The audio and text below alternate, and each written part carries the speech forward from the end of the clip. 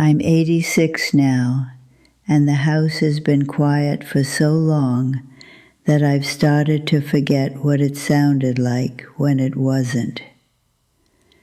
I wake up before the light most days, not because I need to, just because sleep doesn't stay the way it used to. It slips away in the early hours, and I lie there staring at the ceiling, trying to remember if there was ever a time I woke up beside someone without thinking about it. There was. I know there was. But it feels like it belonged to someone else. I don't tell this to complain. There's no one here to complain to anyway. I'm saying it because when you get to this age, the truth starts pressing on you in a different way. It doesn't feel optional anymore. And the truth is, I didn't end up alone all at once.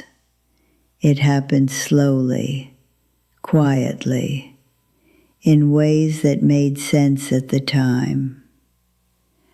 I was married once. His name was Rashid. He had a careful way of speaking, like he measured each word before letting it out. When we were young, I thought that meant he was strong, steady. We lived in a small house at first, nothing special. The walls were thin, and the kitchen window didn't close properly, but it was ours. I remember the sound of traffic outside and the way he used to read the newspaper out loud in the evenings, as if I couldn't read it myself. I didn't mind. Back then, I thought life was something you built step by step. You worked hard. You saved, you made plans. You said no to things in the present so the future could be better. That's what we did. I kept the house in order, cooked meals, paid attention to what was needed. He worked longer hours every year. Promotions came. Responsibilities grew. People started to respect him, and I was proud of that. We didn't talk much about feelings. It didn't seem necessary. We were doing what we were supposed to do. That was enough, I thought. There were small moments, though. I remember once, early in our marriage, I asked him to come with me to visit my sister. She had just had her first child. I was excited. I wanted him there with me. He said he had work, something important. He promised we would go another time. We never did. At the time, it didn't feel like a loss. It felt like a delay. That's how most things felt back then. Temporary, postponed. I got used to that feeling. Years passed. We had a son, then a daughter. The house got louder, messier, fuller. I was busy all the time, feeding them, cleaning up after them, making sure they had what they needed. Rashid was around, but not really present. He came home tired, ate quietly, slept early. I told myself it was just a phase, that once things settled, we would have time again. We said that often. Later. It became a kind of promise we never questioned. Later we would travel. Later we would sit together and talk. Later we would rest. I believed in that word. I built my days around it. But later has a way of moving. It doesn't stay where you leave it. There were birthdays I kept simple because he was busy. School events I attended alone because he couldn't make it. Even small dinners where I set the table for 4, knowing one chair would stay empty. I didn't resent him, not then. I thought I was being patient, supportive, understanding. Those felt like the right things to be. And the children, they grew. That's what children do. One day you're tying their shoes, and the next they're taller than you. Their lives start pulling them outward. I noticed it, but I didn't stop it. I didn't know how. I thought closeness would come back later, the same way I thought everything else would. But it doesn't work like that. Closeness needs time when it's happening, not later. By the time I understood that, things had already shifted. My son moved to another city for work. He called at first, regularly, then less often. Not because he didn't care. He was just busy, living his life. My daughter married and settled into her own home. She had her own routines, her own responsibilities. We spoke, but not deeply, not the way I sometimes wished we would. I didn't say anything. I didn't want to be a burden. Rashid retired not long after. You would think that would have changed things, that we would finally have the time we had been postponing. But by then, we didn't know how to be with each other like that.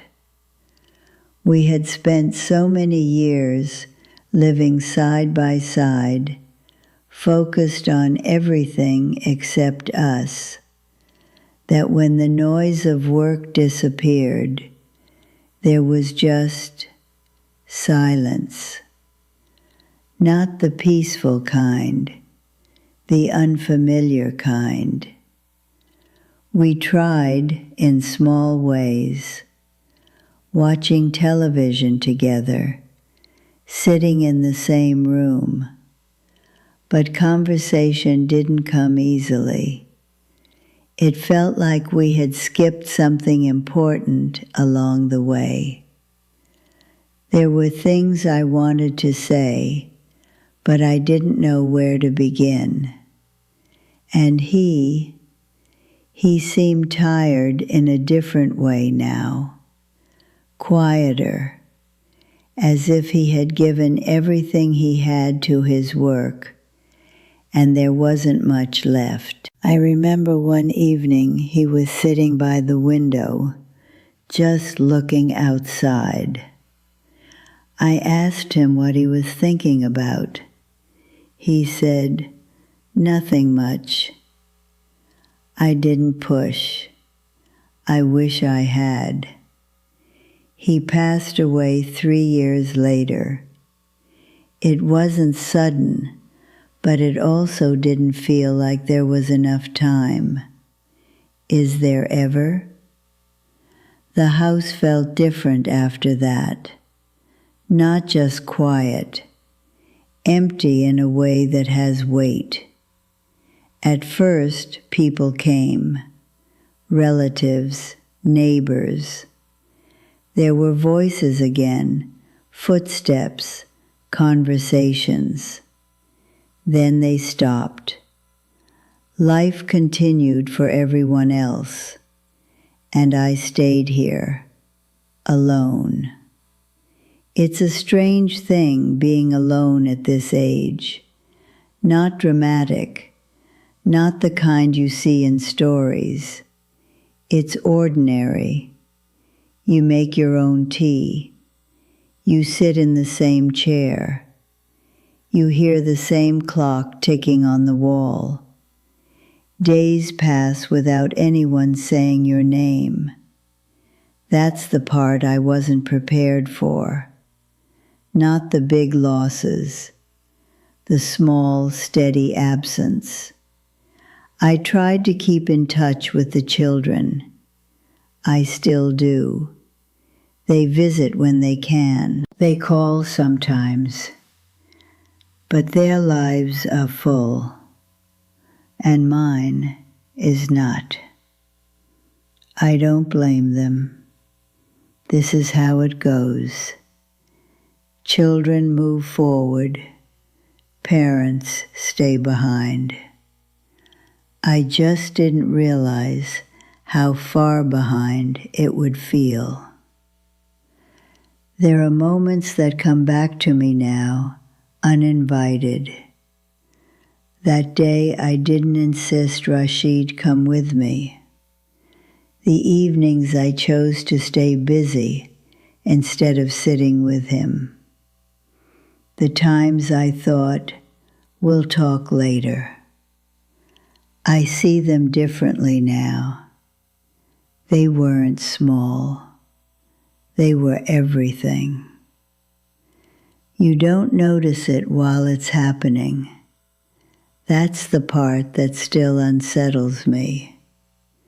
You think life is made of big decisions, but it's not. It's made of these quiet choices, repeated over and over, until they become the shape of your days. And once those days are gone, they don't come back. There's no way to return to them. No way to sit again in that small house with the window that didn't close properly and say the things I didn't say. No way to ask different questions. No way to stay a little longer in the moments I rush through. I used to think I would be remembered in a certain way, as a mother who was always there, a wife who supported her husband. Maybe I am, but that's not the same as being known. There are parts of me no one really saw, not because they didn't care, because I didn't show them. I kept things inside, thoughts, feelings, questions. I thought there would be time to share them. There wasn't. Now, when I sit here in the evenings, I sometimes try to imagine what it would have been like if I had lived differently. Not in a dramatic way, just slightly different. If I had asked him to stay at the table a little longer. If I had told my children more about who I was, not just what they needed. If I had allowed myself to be present instead of always preparing for later.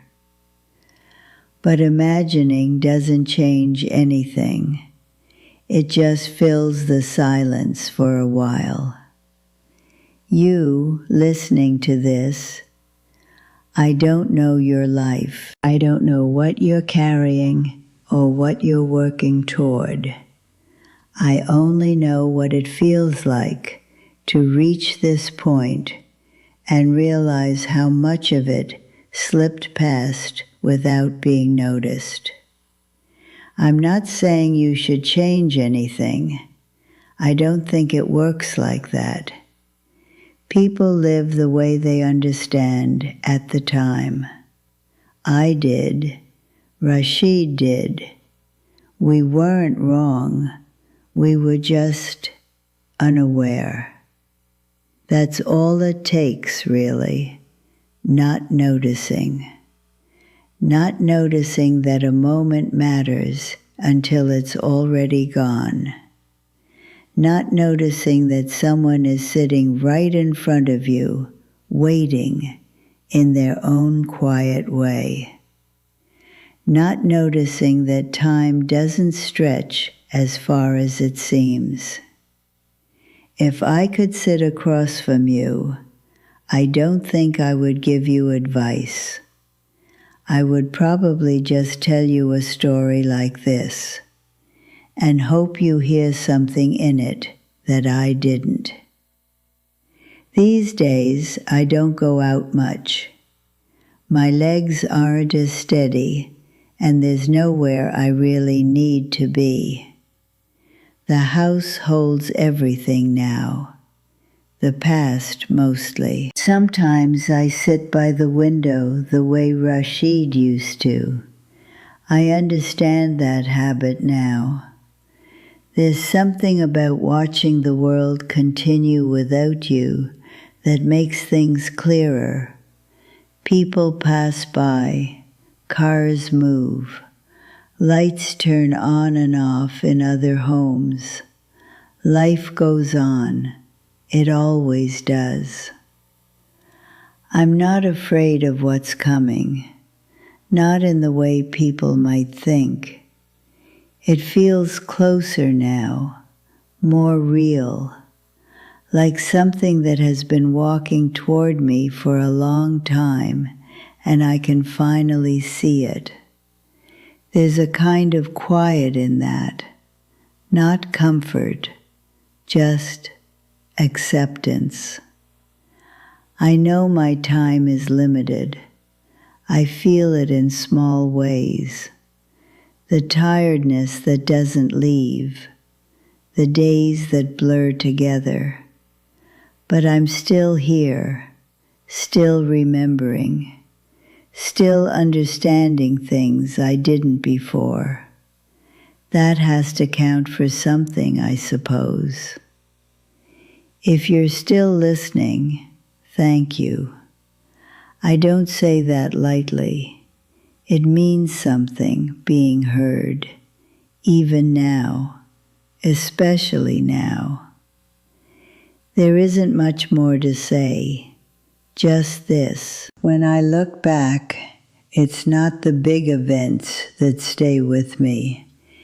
It's the ordinary days, the quiet evenings, the chances I thought would come again.